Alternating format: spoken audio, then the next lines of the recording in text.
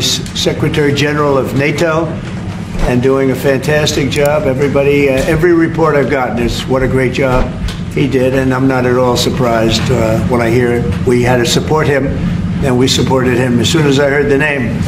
But he was a fantastic prime minister, and he's doing a fantastic job. An even tougher job. Which is tougher, being the prime minister of Netherlands, or this job is quite tough? I would think this is a little but Dutch politics is also brutal. So but this is pretty tough. But you're doing good. We're going to be discussing a lot of things. Obviously, we'll be discussing what's happening with respect to Ukraine and Russia.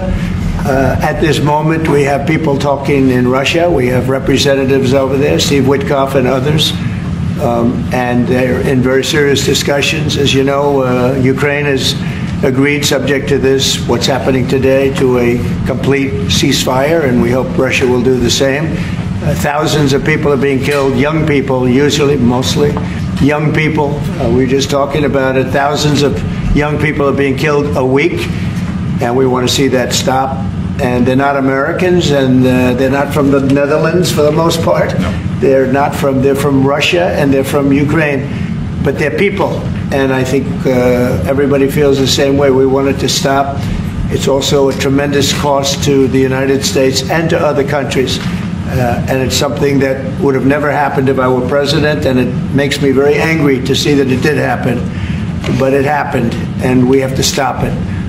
And Mark has done some really good work over the last week. We've been working together, and he's done some really good work, so I'm very happy about that. We'll also be talking about trade and various other things, and I think we'll have a very strong day. We're going to have lunch afterwards. That'll go, and then we'll see you all later. But Mark, would you like to say something? Yeah. First of all, thank you so much, Mr. President, dear Donald, again for hosting me, and but also for taking time in Florida. A couple of weeks after you were re-elected. That's right.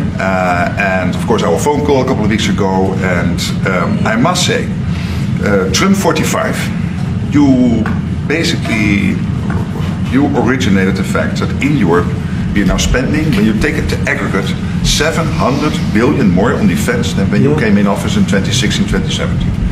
But that was Trump 45. But when you look at Trump 47, it's going to be hard to tell. What happened the last couple of weeks is really staggering. The Europeans committing to a package of 800 billion defense spending. The Germans now, potentially up to $500 billion extra in defense spending. And then, of course, you had Keir Starmer here, the British Prime Minister, and others, all committing to much higher defense spending. We're not there. We need to do more. But I really want to work together with you in a run-up to the The Hague Summit to make sure that we will have a NATO which is really reinvigorated under your leadership, and we are getting there. We also discuss defense production, because we need to produce more weaponry. We are not doing enough. And not in the US, not in Europe, and we are lacking behind when you compare to the Russians and the Chinese. And you have a huge defense industrial base. Europeans buying 4 times more here than the other way around, which is good because you have a strong defense industry, but we need to do more there to make sure that we ramp up the production and kill the red tape. So I would love to work with you on that. And finally, Ukraine. You broke the deadlock. As you said, all the killing, the young people dying, cities getting destroyed. The fact that you did that you started the dialogue with the Russians, and the successful talks in Saudi Arabia now with the Ukrainians. I really want to commend you for this. So, The Hague is my hometown. I love to host you there in the summer and work together to make sure that will be a splash, a real success, projecting American power on the world stage. What Mark is saying is when I first went to NATO, my first meeting, I noticed that very few people were paying. And if they weren't paying their fair share. There were only 7 countries that were paying what they were supposed to be paying, which was... Yeah, it's even worse. Could be even worse. But there were just very few countries that were paying, and even the paying, it was at 2%, which is too low. It should be higher. It should be quite a bit higher. But you had Poland, and I remember Poland was actually paying a little bit more than they were supposed to, which I was very impressed with. They've been actually terrific, and some of the others. But most of them weren't paying, or they were paying very little. And I didn't think it was appropriate to bring it up there, but I said it's going to be brought up at my next meeting. And my next meeting, the first meeting you want to give them a little break. The second meeting, it began, and I was able to raise hundreds of billions of dollars. I just said, we're not going to be involved with you if you're not going to pay. And the money started pouring in, and NATO became much stronger because of my actions and working along with a lot of people, including Mark. But they would not pay for other presidents, and I don't think other presidents even knew that they weren't paid. I asked, first question, has everybody paid up? And literally, I mean, they told me 7. You could be right, it could be 3, but that makes it even worse. But they just weren't paying. And I said, no, I won't protect if you're not paying. If you're delinquent or if the money isn't paid, why would we do that? And as soon as I said that, got a little hit from the press because they said, oh, gee, that's not very nice. But if you said the other, nobody would have paid. And the money started coming in by the billions. And, hundreds of billions of dollars flowed into NATO, and NATO became strong. Yeah. And you remember that. Your predecessor, who I thought was a very good man. Absolutely, yeah, Stoltenberg. He sends his best greetings. He was terrific. Stoltenberg, Secretary General. And he made the statement that when Trump came in, the money started coming in like we never saw before. Hundreds of billions, actually probably close to $600 billion came in, and NATO became strong from that standpoint. And now we have to use it wisely, and we have to get this war over with, and you'll be back to a normal, much more normal life. And maybe we're close. We're getting words that things are going okay in Russia, and it doesn't mean anything until we hear what the final outcome is. But they have very serious discussions going on right now with President Putin and others, and hopefully they all want to end this nightmare. It's a nightmare. It's a horrible thing when you look. I get pictures every week. They give me the pictures of the battlefield, which I almost don't want to see. It's so horrible to see young people laying arms and legs and heads laying all over the field. It's the most terrible thing that you'll ever see. And it's got to stop. These are young people with mothers and fathers and sisters and brothers and friends, and it's got to stop. So we hopefully are going to be in a good position sometime today to have a good idea. We'll have we know where we are with Ukraine, and we are getting good signals outside of Russia as to where we are with Russia. And hopefully they'll do the right thing. It's really humanity. We're talking about humanity. We're not talking about the money. But then you add the money to it, and hundreds of billions of dollars is being spent and really wasted so unnecessarily. It should have never happened. So it's an honor to have you here. They picked a great gentleman. I'll tell you, I was so happy to hear, because you had somebody. Stoltenberg was really good, and you have somebody that's going to do an incredible job. And I was so much in favor of you. You have no idea. They had another person that I did not like. I was not happy. And I think I kept him from, you know what I'm talking about. I said, this is the right man to do it. And he really did. He was a great prime minister of the Netherlands. He did a great job. And that's what he's doing right now. So thank you, everybody, for being here. And it's a very great honor to have you. And we even have some of our great energy people here today, right? We have the governor, and we have Chris, Chris, right? He's supposed to be the most talented man in the world of energy, according to the governor. So I don't know if he's right. And we have General, you've been fantastic. Thank you very much. And we have a lot of good people that won't be so much involved with this, but they wanted to see what was happening. It's become a little bit of a show, but they wanted to see what was happening, and I think a lot of good things are happening. So with that, if anybody would have a question. Mr. President, on Russia. Please, go ahead. Sorry. Steve Witkoff's trip to Moscow, you spoke about it. What sort of agreement do you hope he comes away from this with? Well, we'd like to see a ceasefire from Russia, and we have, not been working in the dark. We've been discussing with Ukraine land and pieces of land that would be kept and lost, and all of the other elements of a final agreement. There's a power plant involved, a very big power plant involved. Who's going to get the power plant, and who's going to get this and that? And so, it's not an easy process. But phase one is the ceasefire. A lot of the individual subjects have been discussed, though. We've been discussing concepts of land, because you don't want to waste time with a ceasefire if it's not going to mean anything. So we're saying, look, this is what you can get, this is what you can't get. They discussed NATO and being in NATO, and everybody knows what the answer to that is. They've known that answer for 40 years, in all fairness.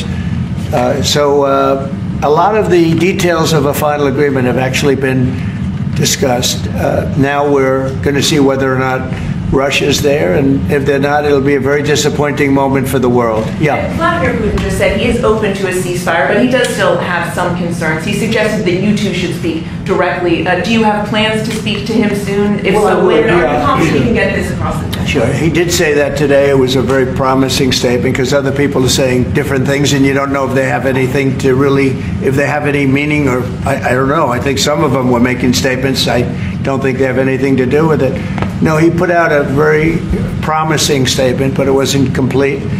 And yeah, I'd love to meet with him or talk to him. But we have to get it over with fast. You know, every day people are being killed. It's not like, as we sit here, 2 people will be killed. Think of it. 2 people are going to be killed during this little period of time. Thousands of people a week are dying. So we really don't have very much time. We have to make this fast. It shouldn't be very complicated. Mr. President, Yes. a representative of Canada, the finance minister, are in town and will meet members of your administration during the day. Any chances that you will ban on the tariffs on aluminum and the ones that are planned for April 2nd? No. You are not going to change your No, mind? I'm not. Look, we've been ripped off for years, and we're not going to be ripped off anymore. No, I'm not going to bend at all. Aluminum or steel or cars, we're not going to bend. We've been ripped off as a country for many, many years. We've been subjected to costs that we shouldn't be subjected to. In the case of Canada, we're spending $200 billion a year to subsidize Canada. I love Canada. I love the people of Canada. I have many friends in Canada. The great one, Wayne Gretzky, the great. Hey, how good is Wayne Gretzky? He's the great one. But we have, I know many people from Canada that are good friends of mine. But, you know, the United States can't subsidize a country for $200 billion. We need their cars. We don't need their energy. We don't need their lumber. Anything they have. As a state, it would be one of the great states anyway. This would be the most incredible country visually. If you look at a map, they drew an artificial line right through it between Canada and the U.S. Just a straight artificial line. Somebody did it a long time ago, many, many decades ago, and makes no sense. It's so perfect as a great and cherished state. Keeping "O Canada," the national anthem. I love it. I think it's great. Keep it. But it'll be for the state, one of our greatest states. Maybe our greatest state. But why should we subsidize another country for $200 billion? It costs us $200 billion a year. And again, we don't need their lumber. We don't need their energy. We have more than they do. We don't need anything. We don't need their cars. I'd much rather make the cars here.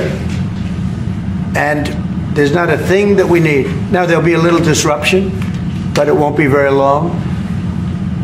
But they need us. We really don't need them. And we have to do this. I'm sorry. We have to do this. Yes. Mr. President, Yeah. you have made it very clear that NATO needs to step up, although great progress has been made in your first mandate. How do you envision this new transatlantic? You're talking about NATO stepping up? Well, NATO is stepping up through this man. This man is a man that only knows how to step up. And we have the same goal in mind. We want the war ended. And he's doing his job. He only knows how to do a good job. That's one thing. That's why I fought for him to get that job. Because they had some other candidates that I'll tell you would not have done a very good job. I need this part of the move for my family. So we'll get you a clip. We're going to get him a clip of that little last statement. The rest of the statements he doesn't care.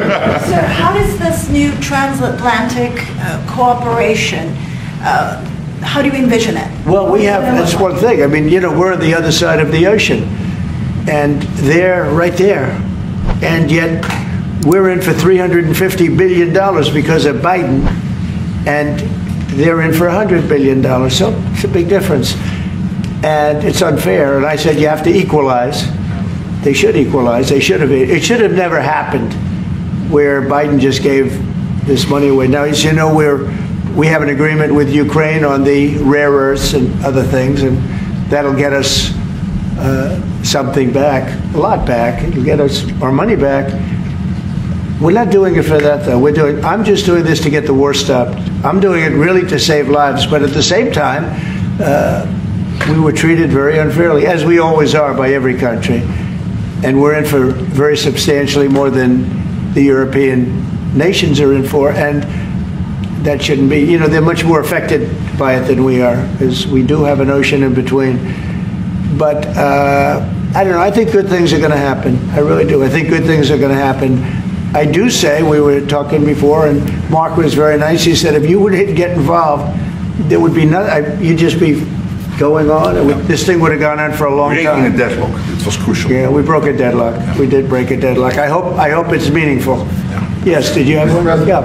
Yes, sir. Thank you, Mr. President. Amanda Head with Just the News. On the southern border, you've got DHS and ICE who are reporting that there was a little bit of fudging of numbers during the Biden administration on both the catch and the release side with respect to reporting the number of illegals coming into the country. They cheated on the numbers. The numbers were. I love that question. Who are you with? Just the News, Amanda Head. Very nice. That's good. That's good. Do you know how many of those are criminal illegal aliens? And Biden's out of office. Alejandro Mayorkas, who gets held Biden fudged the numbers. The numbers were totally fake.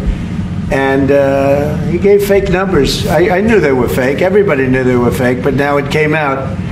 And terrible what they did. That administration was a horror show for this country. Can you hold anyone accountable? Well, I don't know. They gave phony numbers. And phony numbers are a very bad thing to give. But I'm not sure about that. I don't know how it would play. We want to get it straightened out. We're after many, many bad people that were let into our country, and Kristi Noem and my friend Homan. How good is Tom Homan doing, right? And they're after him, and I mean, you see they're taking him out in record numbers. Gang members, gang leaders, drug dealers. There's a problem the Netherlands does not have. The Netherlands never had this problem. If you'd like to take it, I could deliver some people. I could deliver some nice people to the Netherlands if you'd like. I'm not sure. No, what he did to this country, letting 21 million people flow through an open border, many of those people were hard criminals from prisons and jails, from mental institutions, and I always say insane asylums, because they were seriously deranged. And they're here from, not South America, from all over the world. From South America, but from all over the world. And it's so sad. You'd say, why would anybody do this? Why? Yeah, go ahead. And one more. There's some new internal Democrat polling that doesn't look great for Democrats, but it also has 54% unfavorability for Republicans in swing states and battlegrounds for the midterms. Do you consider those voters capturable for Republicans? Yeah, well, we did. You know, I won every swing state, as you know, by a lot. And I won the popular vote by a lot.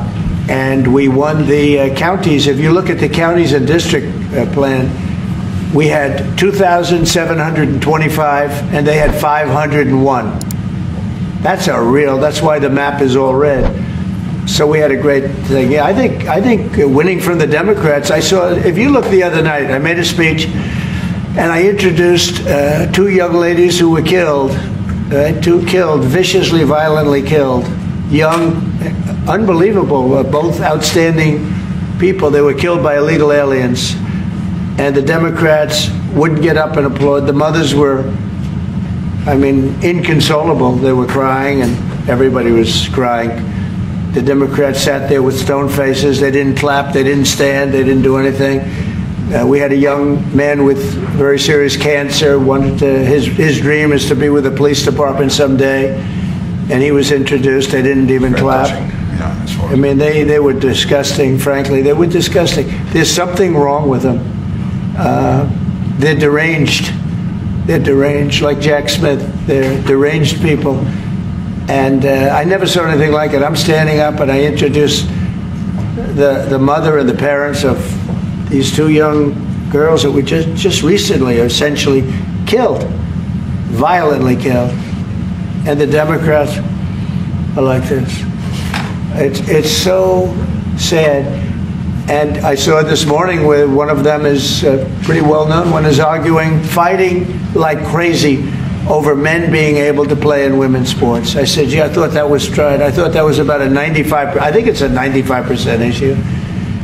But in a way, I want them to keep doing it, because I don't think they can win a race. And I tell the Republicans, I said, don't bring that subject up, because there's no election right now. But about a week before the election, bring it up, because You can't lose. And everything's transgender this, transgender that. You know, they have bad politics, but one thing, they stick together. You know, I wish, and the Republicans stick together mostly, but we have a couple that are grandstanders. You know, you always have grandstanders in life. But the Democrats, they have grandstanders, but when it comes to a vote, they do stick together, right? Sir. It seems like they'll stick together on the shutdown. Will that hurt Democrats going into midterms? Well, if they do a shutdown, and ultimately that might lead to very, very high taxes, because we're talking about a shutdown, we're talking about getting to work immediately on the greatest tax bill ever passed. That was the one we did. It was a renewal, and it's an addition to it. And we're going to cut people's taxes. And if we don't open, the Democrats are stopping all of these good things that we're providing. We're providing the greatest package of benefits that this country's ever provided. The biggest part of that's going to be tax cuts for the middle class and for businesses, small businesses, employers, people that hire people in jobs. And if it's shut down, it's only going to be, if there's a shutdown, it's only because of the Democrats. And they would really be taking away a lot from our country and from the people of our country. Mr. President, on tariffs, you made clear you're not backing down from this, but many American small business owners say they are concerned that these tariffs are going to hurt them. What's your message to them? They're going to be so much richer than they are right now, and we have many. Yesterday, General Motors was in. They want to invest $60 billion. The people from Facebook were in yesterday. They're going to invest $60 billion by the end of the year. Other people are talking about numbers. Apple, as you know, a few days ago announced $500 billion investment. They're going to build their plants in the United States, which, as you know, almost all of their plants are in China. Now they're building in the United States. Look, the reason is two things. Number one, the election, November 5th, and the other thing is tariffs. I think probably in that order. But Tim Cook came in and he announced 500, think of it, 500 billion, not million. 500 million's a lot when you think about it, right? But, well, I would have been happy with 500 million, but it's $500 billion investment by Apple in the United States. And that's because of the election result, and it's because of the tariffs and the tax incentives too, you know, tariffs and tax incentives. And I've never seen anything like it. We have plants going up now in Indiana. We have plants going up in Michigan. A lot of plants going to be planned from. I'm trying to steer them to Michigan because Michigan got so badly beaten by, you know, what happened with Europe. You know, if you look at Europe, take a look at the EU. We're not allowed to sell cars there. It's prohibitive because of their policies, and also their non-monetary tariffs. They put obstacles in your way that you can do nothing about. But if you take a look at what happens, so we sell no cars to Europe. I mean, virtually no cars, and they sell millions of cars to us. They don't take our agriculture, we take their agriculture. It's like a one-way street with them. The European Union is very, very nasty. They sue our companies. Apple was forced to pay $16 billion on a case that, very much like my cases that I won. They shouldn't have been even cases, but we felt they had no case, and they ended up having an extremely favorable judge and decision. But they're suing Google, they're suing Facebook, they're suing all of these companies, and they're taking billions of dollars out of American companies, many more than the ones I just mentioned. And I guess they're using it to run Europe or something. I don't know what they're using it for, but they treat us very badly. China obviously treats us very badly. Almost everybody does, and I blame past presidents, to be honest. Because when I was president, we received so far about $700 billion from China over the years on the tariffs that I put in. No other president got 10 cents from China. And that was only beginning, except for COVID. I would have been able to finish the process, but we had to fight the COVID thing, and we did really well with it, but we had to fight. And then we had actually, as you remember, Mark, we actually handed over the stock market. It was higher than just previous to COVID coming in, which was sort of a miracle, frankly. We did a good job. But the tariffs are very important. And I think the psychology, there's great spirit. When Mark came in, he said, congratulations, there's a whole new spirit, there's a whole new light over this country, and really over the world.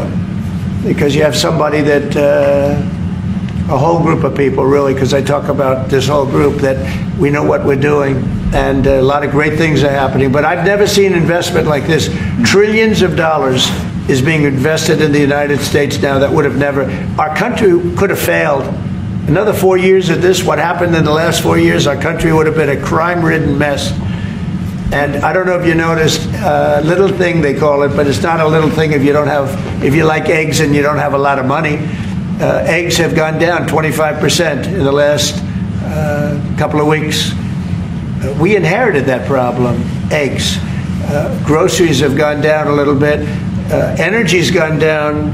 Do you want to speak to that for a second, Governor? Would you just say a couple of words, you and Chris, about energy, what's happened? Well, happy to, but I think that Chris and I just came from CERAWeek, which is the largest conference in the world, so global leaders, people from the EU, officials from all the energy producing countries, all there, and all the global nationals, all the U.S. The spirit of that group is through the roof, because now they realize that in the United States that President Trump's policies are pro-developing more energy, as opposed to we're trying to shut down energy, and that pro-growth, pro-business, pro-energy approach is giving people the optimism. So then the markets are reacting to that, and energy prices on the futures market are going to go down, because people know we're not going to be killing off the energy we need for prosperity in all of our countries, but also for peace, because people have used energy to fuel these wars that President Trump is working so hard to end, and we know that high energy prices were driving the inflation that he talked about. So it accomplishes two goals for us, which is prosperity for the world, peace for the world, when we have smart energy policies, and President Trump has brought common sense back to how we think about energy. And it's brought down now $65 a barrel, I saw this morning. That's phenomenal news, and that's what brought it up. The energy they took our beautiful energy policies and they just messed them up, and then they went immediately back to them, but by that time they lost it. They lost that Bronco, as the expression goes. Chris, do you have something to say? Oh, I think Doug said it well, but you just can't overstate how important the return of common sense, the return of knowledge about energy and pro-American consumers, pro-investment in our country. I think globally that was welcomed. It means capital flows, it means more sobriety and lower energy prices, more economic opportunity for Americans. So yeah, it was elated atmosphere at a global energy conference. Well, we're working on one project. It should be very easy. It's a pipeline going through a small section of New York. New York's held it up for years, actually, for years. They've wanted to do it for years and years, and it will reduce the most expensive energy almost in the world is in New England, because they have no way of getting it there, because it's been held up by New York. And the whole of New England and Connecticut and New York, the energy prices are through the roof. And this one pipeline will save per family $2,500 just on heating, and another $2,500 on everything else. So the energy, by just a simple pipeline going through an area that wants it, an area that's not a rich area, it's actually a very poor area, would create jobs and everything else. And it's going to be way underground. Nobody's going to see it. Once they fill it up, nobody's going to see it. Nobody's going to know it's there. And families in New York and Connecticut and New England are going to save $5,000 a family. Think of that. Because right now they have the highest energy prices maybe in the world, they say. New England is a disaster. So we're working on that. In fact, the governor's coming in, Governor of New York, Kathy Hochul, who's a very nice woman. She's coming in tomorrow morning at 9 o'clock to meet me on that and other things. Not only that, but other things. So I hope we don't have to use the extraordinary powers of the federal government to get it done, but if we have to, we will. But I don't think we'll have to. I can tell you Connecticut wants it, and all of New England wants it. And who wouldn't want it? And it's also jobs on top of everything else. So that's going to be very exciting. So we're meeting with the governor tomorrow morning. Mr. President, question. Thank you, Mr. President. Greenland. What is your vision for the potential annexation of Greenland and getting them potentially to Well, I think it'll happen, and I'm just thinking, I didn't give it much thought before, but I'm sitting with a man that could be very instrumental. You know, Mark, we need that for international security, not just security, international. We have a lot of our favorite players, cruising around the coast, and we have to be careful. And we'll be talking to you. It's a very appropriate, really a very appropriate question. An Thank issue you in the very high much. north, so the Arctic. So what you did. So when it comes to Greenland, yes or not joining the US, I would leave that outside for me, this discussion, because I don't want to drag NATO in that. But when it comes to the high north and the Arctic, you are totally right. The Chinese are now using these routes. We know that the Russians are rearming. We know we have a lack of icebreakers. So the fact that the outside Russia, there are 7 Arctic countries working together on this under US leadership is very important to make sure that that region, that part of the world stays safe. And we know things are changing there, and we have to be there. Well, we just had an election there the other day. Do you see a referendum, a plebiscite, where the people of Greenland would be in a position to decide if they want to become part of the United States? Yeah, it was a good election for us, as you know. It was not a referendum. It wouldn't be called that. It was an individual election. But the person that did the best is a very good person, as far as we're concerned. And so we'll be talking about it, and it's very important. Mark mentioned the word icebreaker. So we've ordered, we're in the process of ordering 48 icebreakers. And Canada wants to know if they could use them. I said, well, you know, you got to pay for them. Think of it, Canada. We pay for their military. You know, Canada pays very little for their military because they think we're going to protect them. But even with the icebreakers, so we're going to order 48, and Canada wants to be part of the deal. I say, you got to get your own icebreakers. I mean, if you're a state, you can be part of the deal. But if you're a separate country, you got to get your own icebreakers. Russia, as you know, has about 40 of them. And we have one big icebreaker, but that whole area is becoming very important. And for a lot of reasons, the routes are, you know, very direct to Asia, to Russia, and you have ships all over the place, and we have to have protection. So we're going to have to make a deal on that. And Denmark is not able to do that. You know, Denmark's very far away and really has nothing to do. What happens? A boat landed there 200 years ago or something, and they say they have rights to it. I don't know if that's true. I don't think it is, actually. But we've been dealing with Denmark, we've been dealing with Greenland, and we have to do it. We really need it for national security. I think that's why NATO might have to get involved in a way, because we really need Greenland for national security. It's very important. You know, we have a couple of bases on Greenland already, and we have quite a few soldiers, and maybe you'll see more and more soldiers go there. I don't know. What do you think about that, Pete? So, don't answer that, Pete. Don't answer that question. But we have bases, and we have quite a few soldiers in Greenland. Some question your commitment to NATO. Will anything change? Your commitment to NATO. Will anything change? Same amount of money? Well, I think they made a great step by putting Mark in charge. I think, to me, that's a great step, because he and I have seen eye to eye on everything for a long time. We've been doing this a long time now. 9 years now. And so that's a great step. You have to keep NATO strong. You have to keep it relevant. But the biggest thing we have to worry about right now is what's going on right now.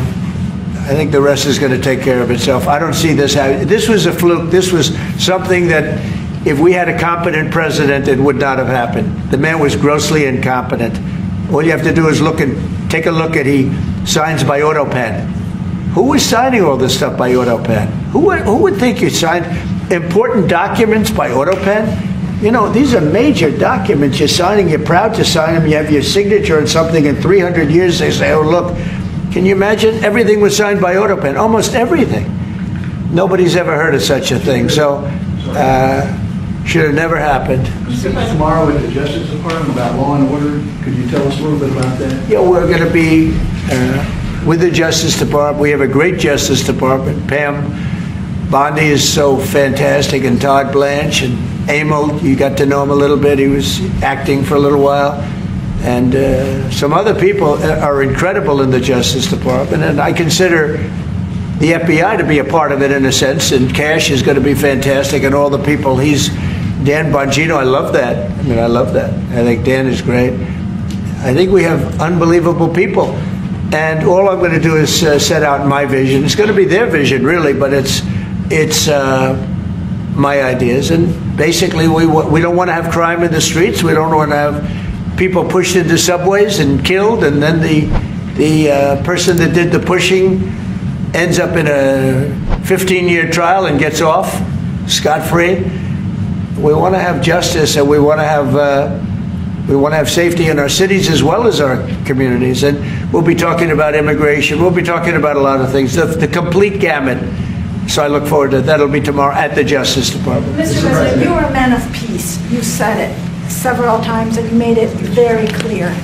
A man of peace dealing with belligerent people. Yeah. And I'm thinking, we saw how you handled Zelensky in this very own room. What is your leverage on Putin? Are you thinking sanctions? What if he refuses to? Well, I do have leverage, but I don't want to talk about leverage now, because right now we're talking to him, and based on the statements he made today, they were pretty positive, I think. So I don't want to talk about that. I hope Russia's going to make the deal too. And I think once that deal happens, you're never going to be in a process. I don't think they're going back to shooting again. I really believe if we had if we get a peace treaty, a ceasefire treaty, I think that leads to peace. That's going to really lead to peace.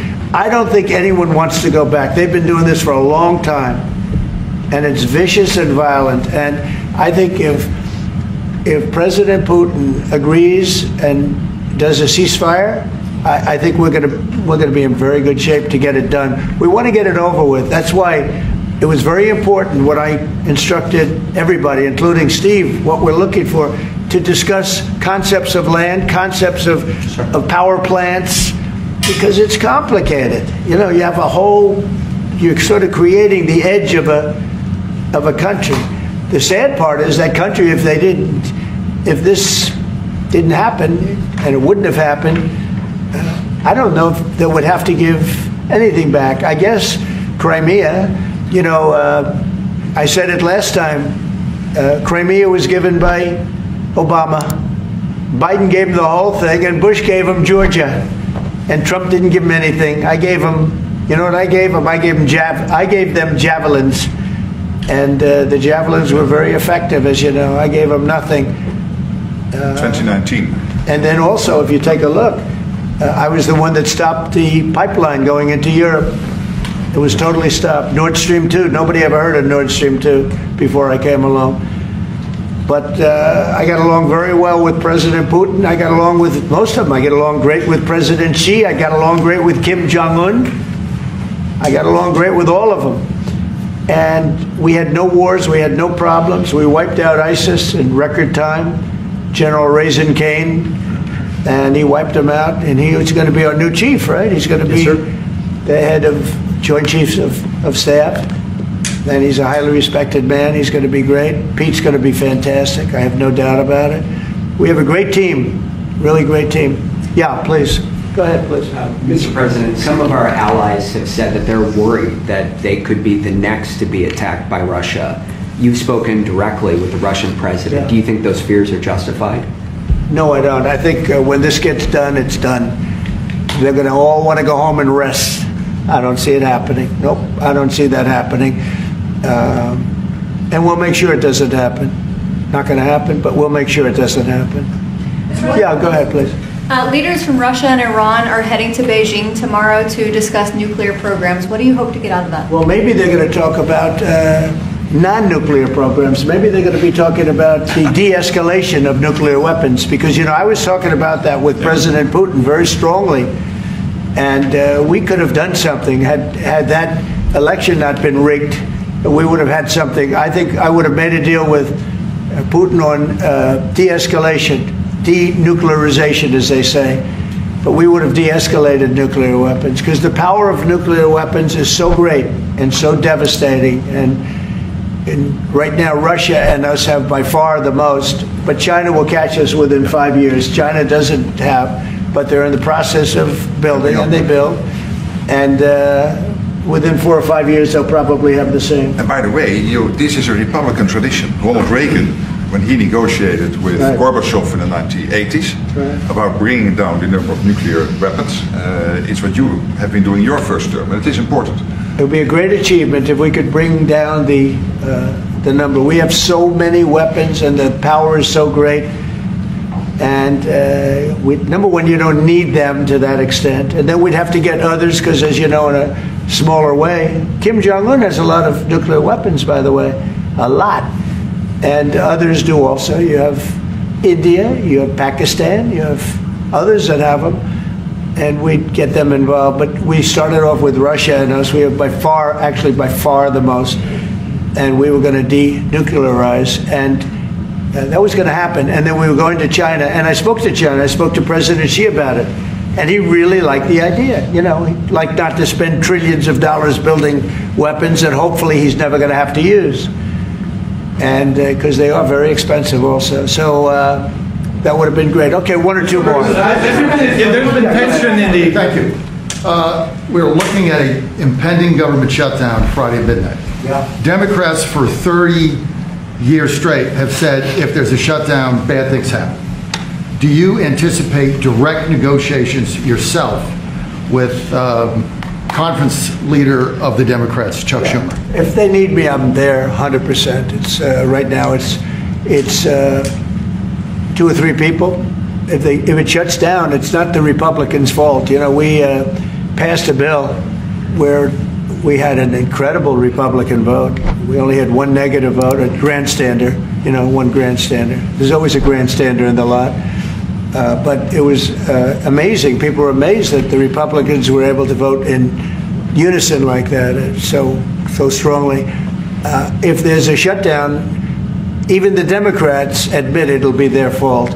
And I'm hearing a lot of Democrats are going to vote for it, and I hope they do. This is an extension.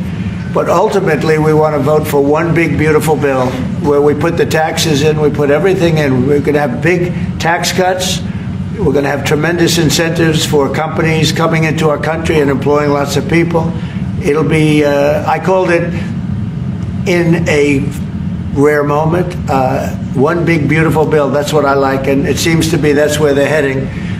And we'll have to take care of something to do with Los Angeles. A place called Los Angeles almost burned to the ground. By the way, I broke into Los Angeles. Can you believe it? I had a break-in. I invaded Los Angeles, and we opened up the water. And the water is now flowing down. They have so much water, they don't know what to do. They were sending it out to the Pacific for environmental reasons.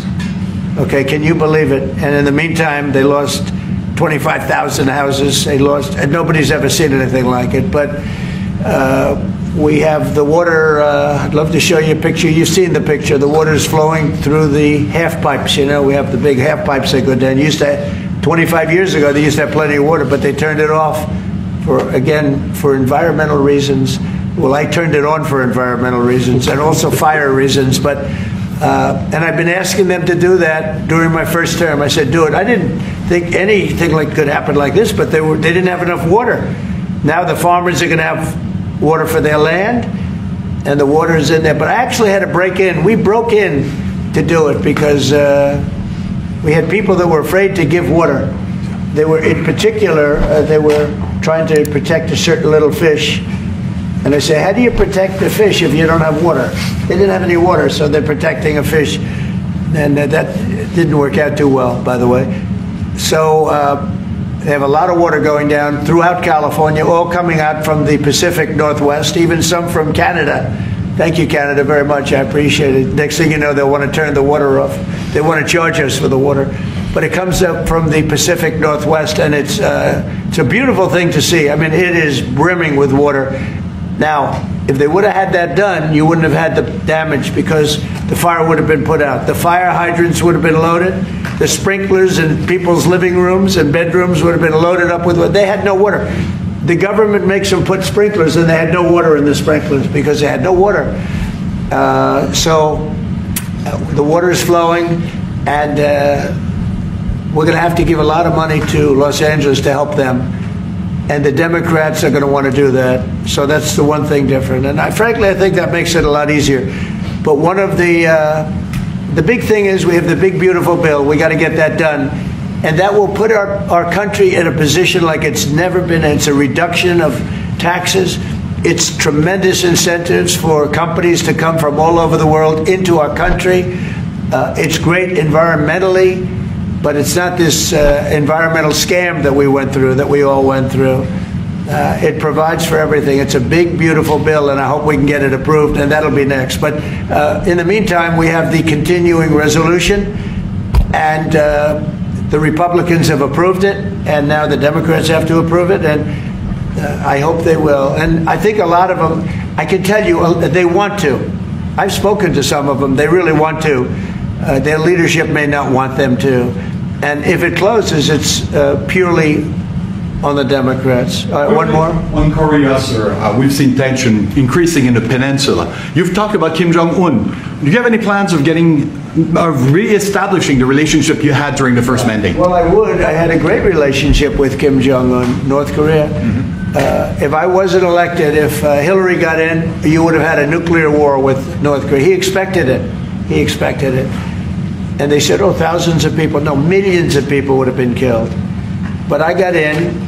We went to Singapore, we met. We went to Vietnam, we met. We got along really good. We had a very good relationship, and we still do. We still do. You don't have that threat that you had. I mean, look, when I was running the first time, it looked like there was going to be a war with North Korea. You know that better than me. Tensions were high. Yeah. And everybody it started off. was startled that you invited him for talks. Right. But you did. It started off very rough, and he wouldn't meet with Obama, wouldn't take his calls. I said, how many times did you call? They called a lot. He wouldn't take their call. He told me I wouldn't take his call. But with me, it did start off rough, if you remember. Very rough, actually, very nasty. There was a Singapore. And yeah, but then, no, before that, then it stopped. The rhetoric was extremely tough. It was... You had a speech in the UN, I remember. Yeah, that's right. It was a little bit dangerous. And then we met. They asked for a meeting. And then we met. And the meeting caused the Olympics, which was in South Korea, to become a tremendous success. Nobody was buying tickets for the Olympics because they didn't want to be nuked.